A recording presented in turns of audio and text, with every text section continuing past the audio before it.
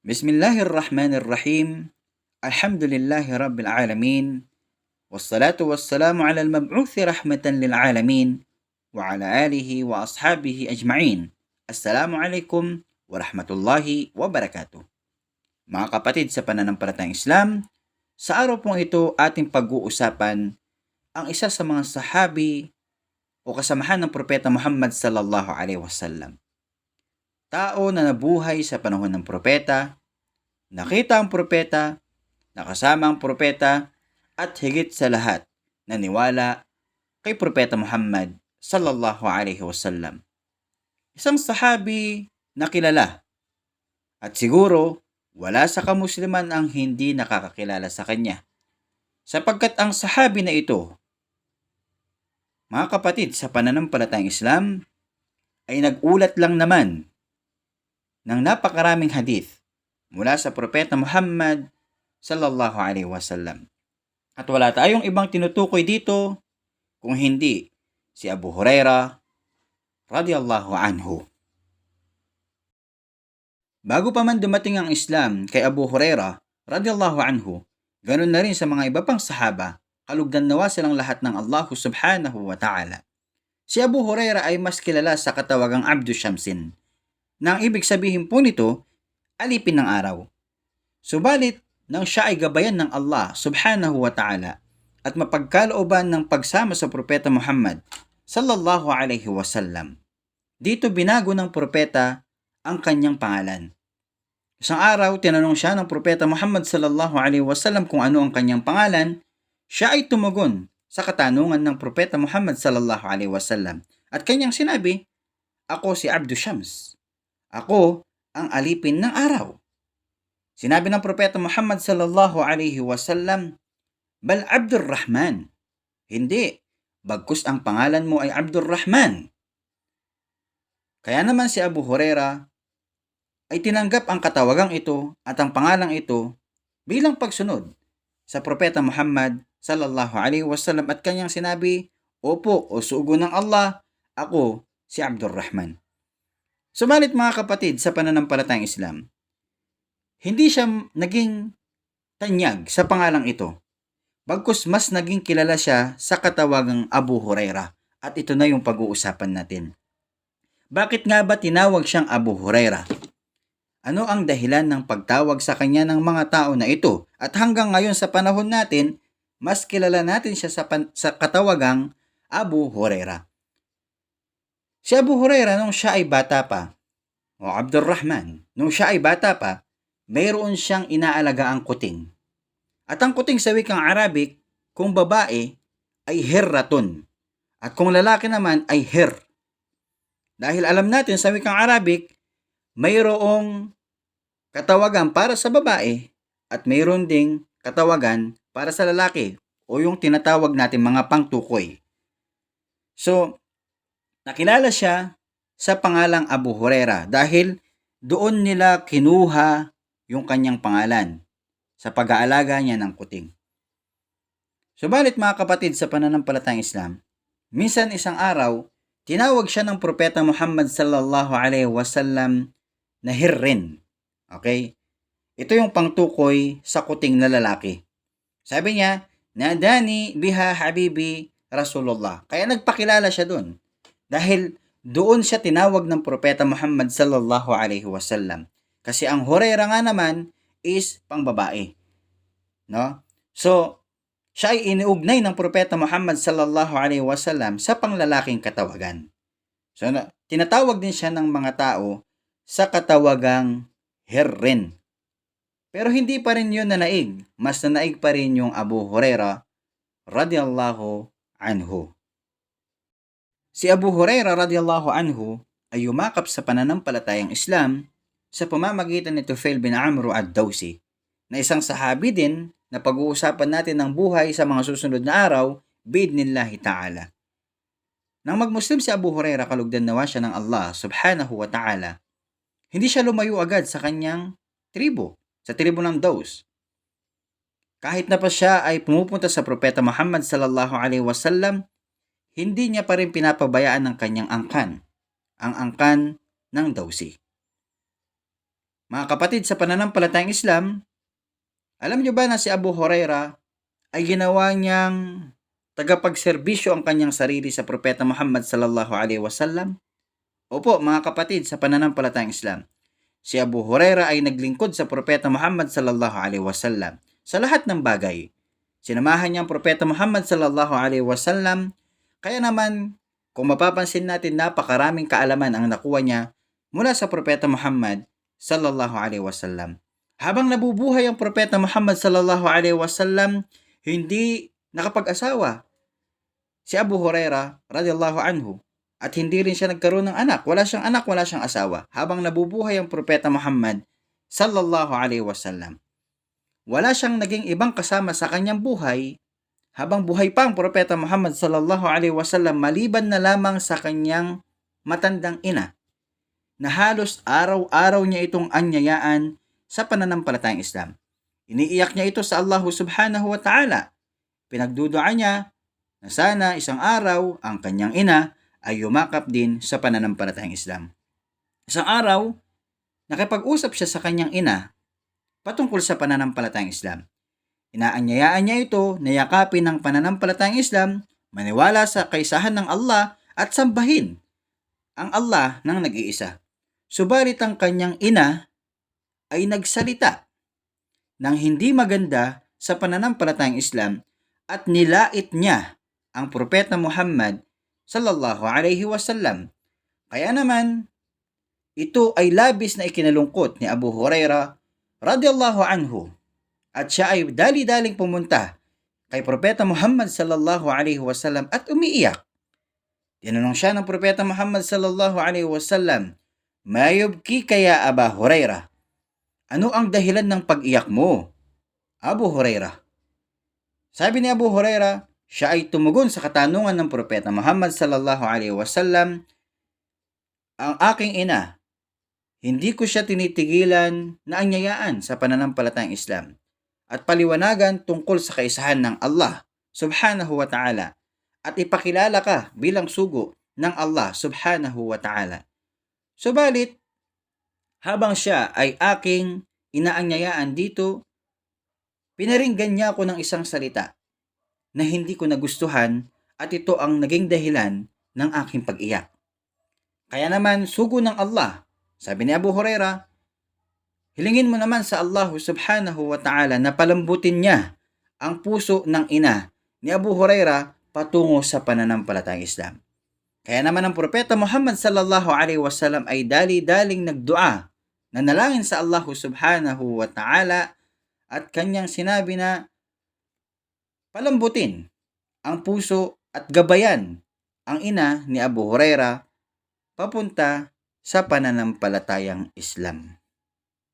Bumalik si Abu Huraira radhiyallahu anhu sa kanilang tahanan pagkatapos magdua ng Propeta Muhammad sallallahu alaihi wasallam para sa kanyang ina na siya ay gabayan ng Allah subhanahu wa ta'ala.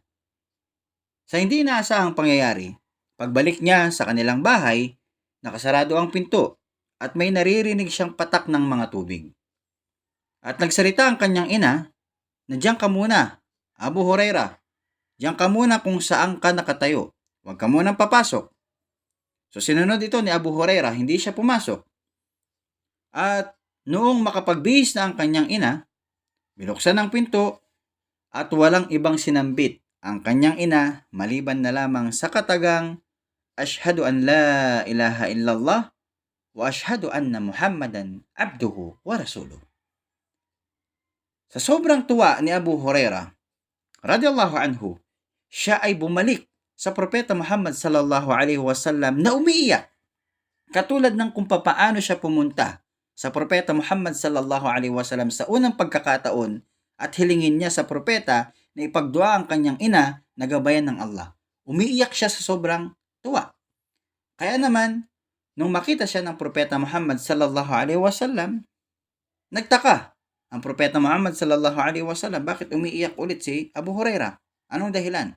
Subalit, nagsalita si Abu Huraira. Kanyang sinabi, "Abshir ya Rasulallah.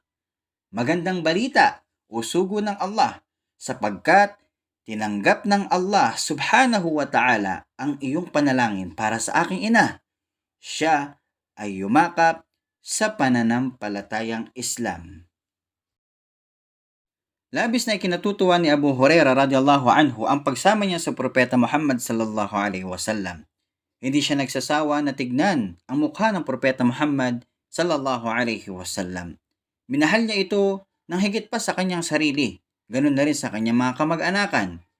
At madalas sabihin ni Abu Hurairah na ang mukha ng Propeta Muhammad sallallahu alaihi wasallam ay nagniningning na parang kasing liwanag ng araw. Kaya naman minsan hindi niya mapigilan na maging emosyonal sa mga pribilehiyo na ipinagkaloob sa kanya ng Allah subhanahu wa ta'ala. Minsan ay namutawi sa kanyang mga bibig ang salitang Alhamdulillahilladzi hada Aba Hurairah lil Islam. Kaluwalhatian sa Allah na kung saan siya ang naggabay kay Abu Hurairah tungo sa Islam. Alhamdulillahilladzi 'allama Aba Hurairah al-Quran. Kaluwalhatian sa Allah na kung saan siya ang nagturo kay Abu Hurairah ng banal na Quran. Alhamdulillahilladzi manna 'ala Abi Hurairati bisuhbati Muhammadin sallallahu alaihi wasallam. Kaluwalhatian sa Allah na kung saan ipinagkaloob niya kay Abu Hurairah na makasama niya ang Propeta Muhammad sallallahu alaihi wasallam. Kung gaano pinahalagahan ni Abu Hurairah radhiyallahu anhu ang pakikipagsama niya sa Propeta Muhammad sallallahu alaihi wasallam, ganun din pinahalagahan ni Abu Hurairah, kalugdan nawa siya ng Allah subhanahu wa ta'ala, ang pagsasaliksik ng kaalaman mula sa Propeta Muhammad sallallahu alaihi wasallam. May isang salaysay mula kay Zaid bin Thabit radhiyallahu anhu patungkol sa kung papaano ipinagkaloob ng Allah subhanahu wa ta'ala ang kaalaman na hindi makakalimutan kay Abu Hurairah radhiyallahu anhu. Siya lang yung pinagkalooban ng Allah subhanahu wa ta'ala ng ganitong klase ng kaalaman, sapagkat ang Propeta Muhammad sallallahu alaihi wasallam ay ginawang espesyal ito para kay Abu Hurairah radhiyallahu anhu. Sinabi ni Zaid bin Thabit, "Bainama ana wa Abu Hurairah wa sahibun li fil masjid." Kami ay magkakasama. Ako, si Abu Hurairah at isa pa. Kami ay nasa loob ng masjid. Nad'u Allah Ta'ala wa nadhkuruhu idtala alayna Rasulullah sallallahu alaihi wasallam. Kami ay nagdudua, nananalangin sa Allah subhanahu wa ta'ala at inaalala namin siya nang biglang ang Propeta Muhammad sallallahu alaihi wasallam ay pumunta sa amin. Wa aqbala nahwana hatta jalasa bainana fasakatna faqal. Siya ay pumunta sa amin, lumapit siya at umupo siya at kami ay nanahimik. Sabi ng Propeta Muhammad sallallahu alaihi wasallam, "Udu ila ma kuntum fihi." Ipagpatuloy lang ninyo, balikan ninyo kung ano ang inyong ginagawa. Fada'awtu Allah ana wa sahibi. Kaya si Zaid bin Thabit ay nagpatuloy sa pananalangin sa Allah subhanahu wa ta'ala. Ganun na rin ang kanyang kasama. Qabla Abi Hurairah, bago paman magdua muli si Abu Hurairah radhiyallahu anhu. Wa ja'ala Rasulullah sallallahu alaihi wasallam yu'amminu ala du'aina. At ang Propeta Muhammad sallallahu alaihi wasallam, sabi ni Zaid, kapag naririnig niya yung mga dua ni Zaid at yung kanyang kasama, sinasabi ng Propeta Muhammad sallallahu alaihi wasallam, "Amin." Nung si Abu Hurairah ay magdua, kanyang sinabi, "Allahumma inni as'aluka ma sa'alaka sahibaya." Ya Allah, katotohanan, ako ay humihingi sa iyo katulad ng kung ano yung hiningi ng dalawa kong kasama, si Zaid at yung isa pa. At sabi ni Abu Hurairah, dinagdagan niya ito ng, "Wa as'aluka ilman la yunsa." At hinihiling ko sa iyo, O Allah, ang kaalaman na hindi makakalimutan. Kaya nga sinabi natin, pinagkaloob sa kanya ng Allah subhanahu wa ta'ala at ginawang espesyal sa kanya ito ng Propeta Muhammad sallallahu alaihi wasallam dahil siya ay nag-amin at nung bumalik si Zaid bin Thabit, ganun na rin ang kanyang kasama sa pagdudua at sinabi rin nila na, Ya Allah, pagkalooban mo rin kami ng kaalaman na hindi makakalimutan. Sabi ng Propeta Muhammad sallallahu alaihi wasallam, dito na natin masasabi na yung kaalaman na hindi makakalimutan ay ginawang espesyal sa kanya ng Propeta Muhammad sallallahu alaihi wasallam dahil sinabi ng Propeta, Sabakakum biha gulamud dawsi.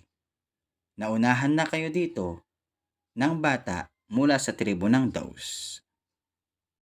Si Abu Hurairah radhiyallahu anhu ay hindi naging makasarili sa kung ano yung mga pinagkaloob sa kanya ng Allah subhanahu wa ta'ala mula sa mga kaalaman sa pamamagitan ng pagsama niya sa Propeta Muhammad sallallahu alaihi wasallam.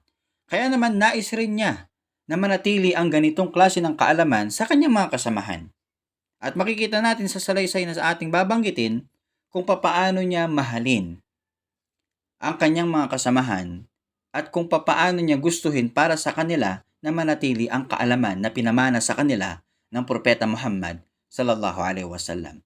Kaya isang araw, nakita ni Abu Hurairah na ang mga tao sa Madina o sa palengke ng Madina ay abalang-abala sa kung ano yung mga bagay na pinagkakaabalahan nila sa pagtitinda, pag-aayos ng paninda, pagpili, o sa madaling salita, sabihin nating abala sila sa bang makamundong bagay.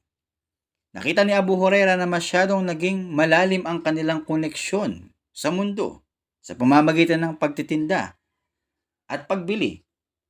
Kaya kinuha ni Abu Hurairah radhiyallahu anhu ang pagkakataong ito upang bigyan ng babala ang mga tao.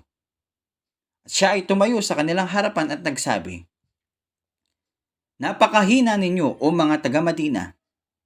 Sinabi ni Abu Hurairah. Sabi ng mga taga-Madina na nakarinig nito, bakit mo nasabi na kami ay mahina? O sabihin na nating kami ay talunan. O Abu Hurairah.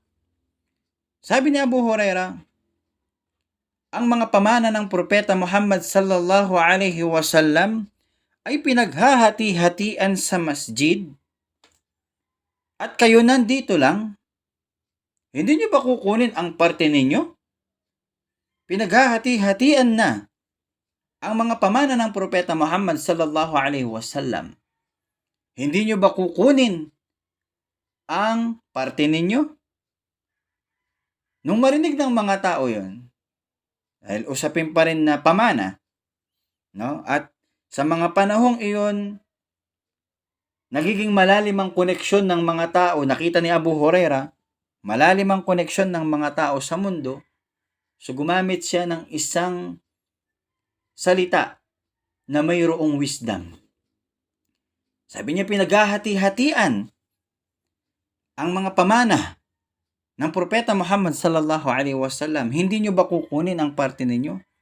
So nung marinig ng mga tao yon, tumingin sila kay Abu Hurairah nang mabilis. At nagsabi, saan namin ito matatagpuan? Abu Hurairah. Siya ay nagsabi, matatagpuan niyo ito sa masjid. At lumabas ang mga tao na mabilis pa sa kung ano yung inaasahan natin na bilis. At si Abu Hurairah naghintay dun sa lugar. Hanggang sa bumalik yung mga tao at nagsabi sila kay Abu Hurairah, nasaan yung mga sinasabi mong pamana ng propeta na pinaghahati-hatian sa masjid? Pumasok kami doon, nag-ikot kami, wala kami nakita na kahit isa na naghahati-hati sa kayamanang sinasabi mo. Sinabi ni Abu Hurairah sa kanila, wala ba kayong nakita na kahit isang tao sa masjid? Sabi ng mga tao na ito, meron. Meron kaming nakita ng mga tao doon, pero hindi sila naghahati-hati ng kayamanan. Ang ginagawa nila, nagsasala sila, nagbabasa ng Quran, mayroon nagsasala, may nagbabasa ng Quran, mayroong nag-aalala sa Allah subhanahu wa ta'ala, at mayroong nag-aaral ng batas ng Allah. Pinag-aaralan nila yung mga batas ng Allah subhanahu wa ta'ala, kung ano yung halal, kung ano yung haram, ano yung mga obligado, at iba pang mga usapin patungkol sa pananampalataya. Sinabi sa kanila ni Abu Huraira, "Wayhakum." Ito ay isang ekspresyon na kung ita-translate natin sa wikang Tagalog, parang ito ay nagsisimbolo ng pagkalugi, kapahamakan, o kung ano paman. Sabi ni Abu Huraira, yun ang pamana ng Propeta Muhammad sallallahu alaihi wasallam. Ganito binigyan ng importansya ni Abu Huraira kung ano ang mga natutunan niya sa Propeta Muhammad sallallahu alaihi wasallam, at sa tuwing nakikita niya ang mga taong nagpapabaya dito, pinapaalalahanan niya na ang pamana ng Propeta Muhammad sallallahu alaihi wasallam ay kailangan nating kunin at tanggapin at isabuhay sa ating sarili. Si Abu Huraira radhiyallahu anhu ay dumanas ng maraming pagsubok at kahirapan habang siya ay nagsasaliksik ng kaalaman. Sinasalaysay niya sa kanyang sarili ang mga karanasang naranasan niya habang sinasaliksik niya ang kaalaman patungkol sa ating pananampalataya. Minsan isang araw, naranasan ni Abu Huraira ang matinding pagkagagutom at wala siyang matagpuang pagkain sa kanyang bahay at wala siyang pambili. Ginagawa ni Abu Huraira radhiyallahu anhu, tinatanong niya ang mga tao na nakikita niya patungkol sa mga aya sa Quran. Nagbabaka sakali siya na lalapit yung tao at makikipag-usap sa kanya, at pagkatapos silang mag-usap ay anyayaan siya sa bahay para kumain. Subalit, marami siyang nalapitan na mga tao at hindi natupad ang kanyang inaakala. Dumaan din sa kanya si Umar bin Al-Khattab sa mga araw na yon. Ibig sabihin nito, hindi niya sinasabi yung kanyang nararamdaman. Kasi kung sasabihin naman niya ang kanyang nararamdaman na gutom, pakakainin naman siya. Subalit, dinadaan niya sa pakiramdaman. No? Dumaan din sa kanya si Umar bin Al-Khattab radhiyallahu anhu. Nagtanong din siya ng aya. Pero alam naman ni Abu Huraira ang mga kasagutan sa kanyang mga katanungan. Kaya nga, ang sabi natin dito, ginagawa lang niya ito para lumapit sa kanyang tao at nagbabaka sakali siya, kahit hindi siya nagsasalita ng kanyang nararamdaman, na pakainin siya ng mga taong nakakausap niya. Subalit si Umar bin Al-Khattab, dahil sa kawalan din ng kaalaman niya tungkol sa nararamdaman ni Abu Huraira sa mga panahon na yon, hindi rin siya napagbigyan ni Umar bin Al-Khattab radhiyallahu anhu, hanggang sa dumaan sa kanya ang Propeta Muhammad sallallahu alaihi wasallam. At nabanaag ng Propeta Muhammad, nakita ng Propeta Muhammad sallallahu alaihi wasallam, naramdaman niya kay Abu Huraira ang tindi ng gutom na nararanasan niya. Kaya tinawag niya si Abu Huraira. Ya Aba Huraira, sabi ng Propeta Muhammad sallallahu alaihi wasallam. Sabi ni Abu Huraira, labbaik ya Rasulullah. Opo, o sugo ng Allah. Sumama siya sa Propeta Muhammad sallallahu alaihi wasallam, pumasok siya sa bahay, at may nakita siya na isang lagayan na mayroong lamang gatas. Tinanong ng Propeta Muhammad sallallahu alaihi wasallam kung saan galing ang gatas na ito. Sabi ng kanyang pamilya, mayroong isang taong nagbigay nito para sa iyo. Sabi ng Propeta Muhammad sallallahu alaihi wasallam kay Abu Huraira, o Abu Huraira, pumunta ka sa Ahlus Suffah. Yung Ahlus Suffah, sila yung mga taong walang tirahan, walang pamilya, walang mga ngalaga sa kanila, wala silang makain. Pumunta ka sa kanila, sabi ng Propeta Muhammad sallallahu alaihi wasallam, at anyayaan mo sila. No? Anyayaan saan? Sa pag-inom ng gatas na ito. Si Abu Huraira ay hindi natigil sa pagtatanong sa kanyang sarili na may kasamang pagtataka, Ano ang magagawa ng isang lalagyang gatas na ito sa sandamakmak na tao na hindi lang sila marami, siguradong gutom sila. Katulad ng kung paano nagugutom si Abu Huraira radiyallahu anhu.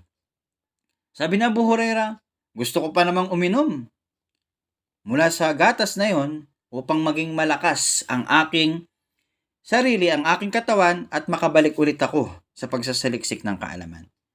Tapos ngayon, pupuntahan ko sila na napakarami nila at siguradong gutom din sila para anyayaan na uminom doon sa gatas na yon. Subalit, yung pagtatakang yon ay pinabayaan ni Abu Huraira. Hanggang sa sundin na lang niya kung ano yung sinasabi ng Propeta Muhammad sallallahu alaihi wasallam at iwan ng mga bagay-bagay sa Allah subhanahu wa ta'ala at sa kanya sugo. Bumalik siya, daladala ang Ahlus Suffa, yung mga tao na yon, at umupo sila sa paligid ng Propeta Muhammad sallallahu alaihi wasallam. Inutusan niya ako, sabi ni Abu Huraira, na kunin ang lalagyan ng gatas at ibigay sa mga tao. So, ginawa ni Abu Huraira, sinunod niya ang Propeta Muhammad sallallahu alaihi wasallam. Nakainom lahat ng mga tao. Sa dami nila at sa gutom nila, nakainom sila. No? Nakuha nila yung kanilang pangangailangan. Nung matapos na, sabi ng Rasulullah sallallahu alaihi wasallam, ikaw na lang at ako ang natitira, Abu Huraira. Sabi ni Abu Huraira, opo, o sugo ng Allah. Tayo na lang dalawa ang natitirang hindi nakakainom. Sabi ng propeta, uminom ka. Kaya uminom ako.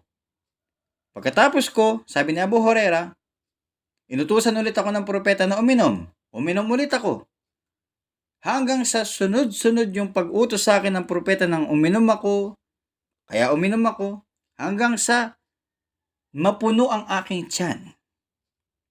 At sa huli, sinabi niya sa propeta Muhammad sallallahu alaihi wasallam, Ya Rasulallah, puno na po ang aking tiyan. Wala na po akong paglalagyan. Kaya kinuha ng propeta Muhammad sallallahu alaihi wasallam ang lalagyang ito at siya'y uminom. At nabusog sila.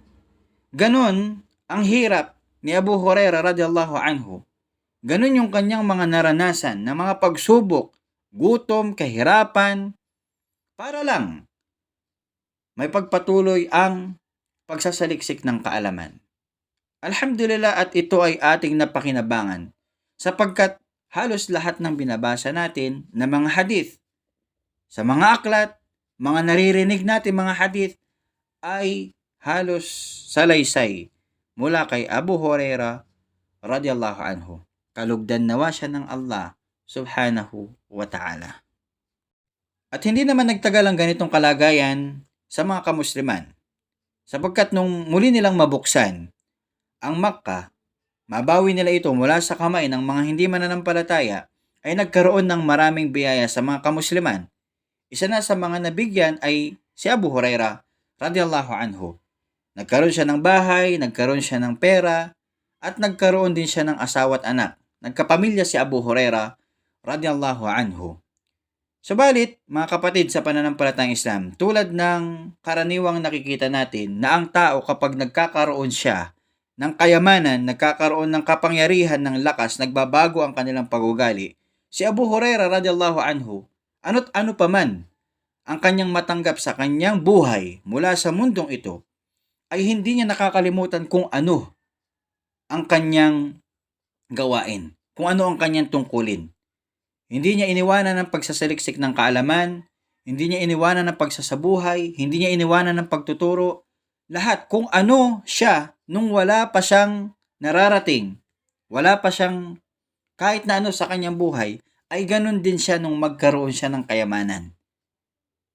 Kaya mga kapatid sa pananampalatayang Islam, may mga salaysay na ilang beses hinawakan ni Abu Huraira sa pamumuno ang Madina. Siya ay naitalaga na mamuno dito, no, sa panahon ni Muawiyah. Subalit, hindi ito nakaapekto sa kanya. Minsan nga, ang pamilya ni Abu Huraira radiyallahu anhu ay kinukutya. Ang kanyang anak na babae kinutya ng mga kababaihan dahil sa kanilang kabataan, hindi nila mapigilan ito. Sabi ng mga kababaihan sa kanyang anak, bakit hindi ka bihisan ng iyong ama ng ginto o ng mga diamante o ng mga bagay na kumikinang? Nagsumbong ang kanyang anak sa kanyang tatay kay Abu Huraira at sinabi kung ano yung pangungutya ng mga kababaihang ito, at isa lamang ang sinagot ni Abu Huraira. Ayaw niya na maparusahan siya sa araw ng paghukom at pasuotin siya ng parusa ng Allah subhanahu wa ta'ala sa araw ng paghukom. Ibig sabihin nito mga kapatid, sa pananampalatayang Islam, hindi niya inaabuso ang kanyang kapangyarihan, hindi niya inaabuso ang kanyang posisyon, hindi niya inaabuso na siya ay pinuno, siya ay makatarungang pinuno, siya ay maalam na pinuno, at siya ay mapagpakumbaba na pinuno sa mga kamusliman. Hindi niya kinain ng pera ng tao. Hindi katulad ng mga nakikita natin ngayon, napakaraming gustong mamuno na wala silang ibang hangad kung hindi magkaroon ng kayamanan at kapangyarihan at gamitin ito sa kanilang pangsarili.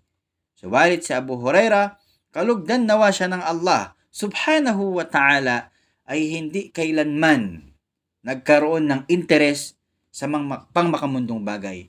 Siya ay tumayo sa katungkulan ng payapa at makatarungan at mayroong takot sa Allah subhanahu wa ta'ala. Hilingin natin sa Allah subhanahu wa ta'ala, mga kapatid ko sa pananampalatayang Islam, na nawa ay kalugdan ng Allah subhanahu wa ta'ala si Abu Huraira radiyallahu anhu.